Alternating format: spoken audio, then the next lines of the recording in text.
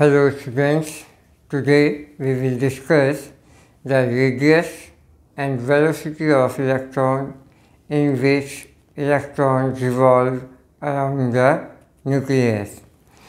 कोई भी इलेक्ट्रॉन जो है किस ऑर्बिट में मूव करता है, रिवॉल्व करता है, उसकी रेडियस हम किस तरह से निकालेंगे। तो सबसे पहले हम निकालेंगे रेडियस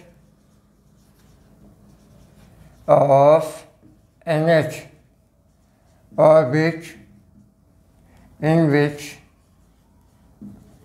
electron revolve, right? इसमें क्या है कि ये हमारे पास कोई इलेक्ट्रॉन nth ऑर्बिट में रिवॉल्व करता है। m मास e चार्ज का इलेक्ट्रॉन, ये इलेक्ट्रॉन है जो v वेलोसिटी से nth ऑर्बिट में रिवॉल्व कर रहा है। और ये क्या है, न्यूक्लियस है अपने पास जिसका चार्ज है Ze, और ये इलेक्ट्रॉन की रेडियस मान लेते हैं अपन। r रेडियस के सर्कुलर पाथ में इलेक्ट्रॉन न्यूक्लियस के चारों तरफ रिवॉल्व कर रहा है। तो हमें इस रेडियस की वैल्यू फाइंड आउट करनी है। इसके लिए हम बोर्ड की फर्स्ट एंड सेकंड हाइपोथेसिस को काम में लाते हैं। सबसे पहले अकॉर्डिंग टू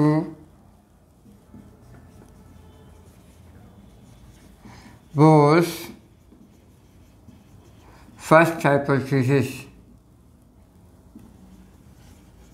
के अकॉर्डिंग क्या है, mv² upon r equal to kZe² upon r², right.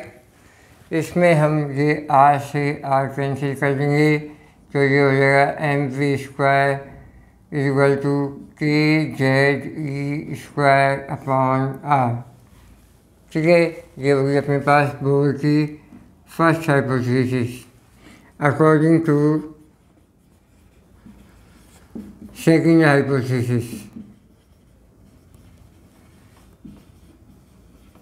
के अकॉर्डिंग क्या है अपने पास, mvr equal to nh upon 2π। अब इसमें से हम v की वैल्यू यहाँ से निकाल के यहाँ पे पुट करेंगे तो v इक्वल टू क्या हो जाएगा, nh अपॉन 2πmr, राइट। ये वैल्यू सेकंड इक्वेशन से v की वैल्यू फर्स्ट में पुट करेंगे। Put value of v from equation second to first, right. अब इसमें हम सेकंड से v की वैल्यू यहाँ पुट करेंगे तो ये m तो है ही हमारे पास, v² करेंगे, यहाँ पे क्या है v² है तो ये हो जाएगा स्क्वायर करेंगे n² अपॉन 4π² m²r², ठीक है, equal to kZe² upon r। अब ये एक r से ये r कैंसिल हो जाएगा। अब हम इस r को इधर लेके जाएंगे, kZe² को नीचे ले आएंगे तो r इक्वल टू क्या हो जाएगा अपने पास, m, ये m से हमारे पास ये m कैंसिल हो जाएगा तो ये होगा n² अपॉन ये हो जाएगा 4π² m, 4π² m kZe², 4π² m kZe², ये हो गया हमारे पास रेडियस की वैल्यू।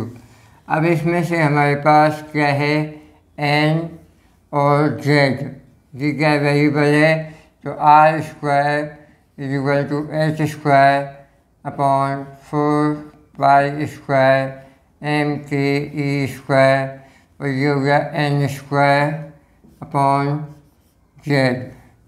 ये वेरिएबल है, इनको अलग से निकाल दिया हमने। अब हम इन वैल्यूज को यदि सॉल्व करते हैं, इनकी वैल्यू रखते हैं, तो r equal to 0.529 n square upon z, ये वैल्यू अपने पास आ जाती है, राइट। अब इसमें क्या है, इसको हम प्रोपोर्शनल साइन में भी ले सकते हैं, r proportional to n square upon z। अब जो है अपने पास r प्रोपोर्शनल टू क्या हो जाएगा, n स्क्वायर, जिसके बेस पे क्या आ जाएगा, r1 ratio r2 ratio r3 equal कितना हो जाएगा 1 रेशो 4 रेशो 9, यानी कि n इक्वल टू 1 रखेंगे, 2 रखेंगे, 3 रखेंगे, तो 1 का स्क्वायर 1, 2 का स्क्वायर 4, 3 का स्क्वायर 9। तो फर्स्ट सेकंड थर्ड सेल की जो रेडियस है उसका रेशो होता है 1 रेशो 4 रेशो 9। सेकंड क्या है, r inversely proportional to z, तो यानी कि जैसे z की वैल्यू इंक्रीज करेंगे हम, तो r की वैल्यू डिक्रीज होगी। जैसे अपने पास helium, r of helium, helium के z जो है 2 होता है, r ऑफ कार्बन, तो यानी कि कार्बन का जो रेडियस है वो हीलियम के रेडियस से कम होता है। तो जैसे जैसे एटॉमिक नंबर इंक्रीज होंगे तो क्या होगा, उसकी रेडियस जो है डिक्रीज होती जाएगी। तो इस बेस पे हम रेडियस की वैल्यू फाइंड आउट कर सकते हैं, और इस पे जो है कंसेप्चुअल क्वेश्चन भी बनेंगे कि किस तरह से हम रेडियस इंक्रीज करते हैं, या फिर जो है एटॉमिक नंबर को इंक्रीज या डिक्रीज करते हैं, तो रेडियस की वैल्यू में क्या इफेक्ट पड़ता है। ठीक है, तो इसका आप स्क्रीनशॉट लीजिए, फिर हम आगे चलते हैं।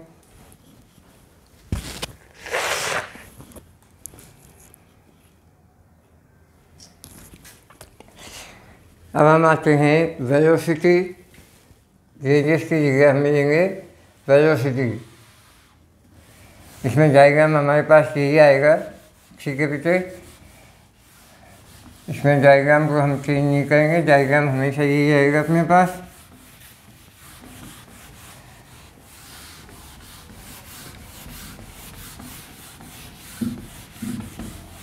अब हमें कुछ भी नहीं करना है, r की वैल्यू हमें फाइंड आउट हो चुकी है। r की वैल्यू क्या आ गई हमारे पास, r equal to n square h square upon 4 pi square m के z स्क्वायर, राइट। ये अपने पास वही ऑर्बिट है जिसमें m मास e चार्ज का इलेक्ट्रॉन जो है रिवॉल्व कर रहा है रेडियस में। तो इसकी वेलोसिटी हमें फाइंड आउट करनी है, इसकी वेलोसिटी क्या होगी। तो इसके लिए हम क्या लेंगे, according to second hypothesis, according to second hypothesis. Second hypothesis क्या है अपने पास, M V R equal to N H upon 2 pi. अब इसमें v की वैल्यू हमें निकालनी है, तो v equal to N H upon 2 pi M R, ये होगी फर्स्ट इक्वेशन। अब r की वैल्यू क्या है, बट r की वैल्यू क्या है, N square H square upon 4 pi square M K Z E square. ये r की वैल्यू हम इस इक्वेशन में पुट कर देंगे। तो put value of r from second to first equation. तो v की वैल्यू क्या हो जाएगा, N H upon 2 pi M, ये तो है ही अपने पास। r की वैल्यू क्या हो जाएगी, एन स्क्वायर एच स्क्वायर नीचे आएगा, और 4 2 पाई एम, 4 पाई M, 4 pi square M K Z E square. अब इसमें सिर्फ m से m कटेगा, ये 2 पाई से ये 2 पाई आ जाएगा, राइट। तो v की वैल्यू क्या आ जाएगी हमारे पास, NH से ये NH कट जाएगा, तो ये हो गया अपने पास v equal to 2 pi k z e square upon n और ये h।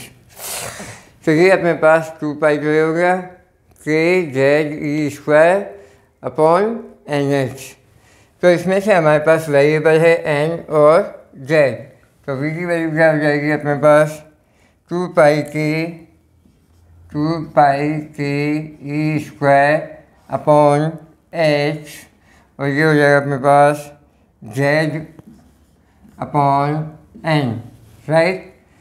तो v इक्वल टू क्या हो जाएगा अपने पास, हमने जो है यहाँ पे से z और n को जो है हमने क्या किया है कि वेरिएबल है इनको सेपरेट कर लेते हैं, तो इसकी वैल्यू क्या हो जाएगी 2.18 10⁻⁶ z अपॉन n, राइट।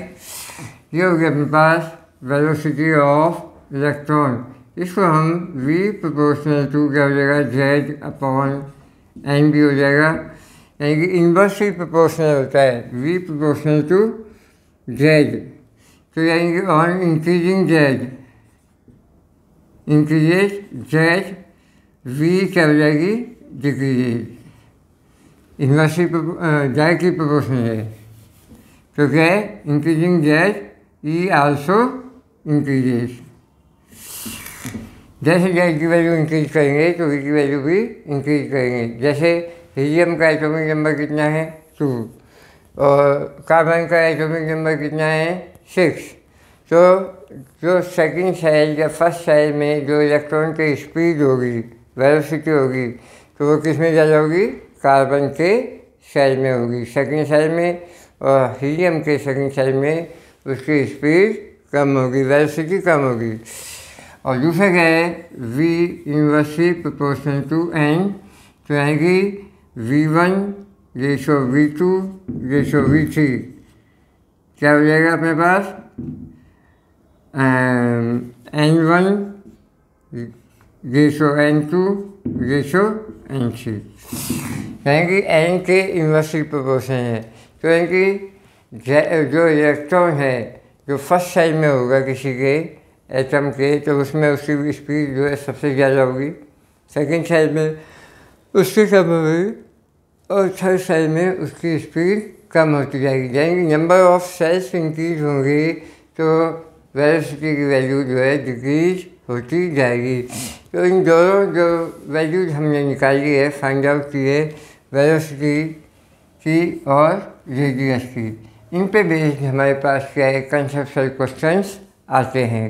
तो R1 ratio R2 ratio R3 पे या V1 ratio V2 ratio V3 पे कभी कभी कंसेप्चुअल क्वेश्चंस बनते हैं।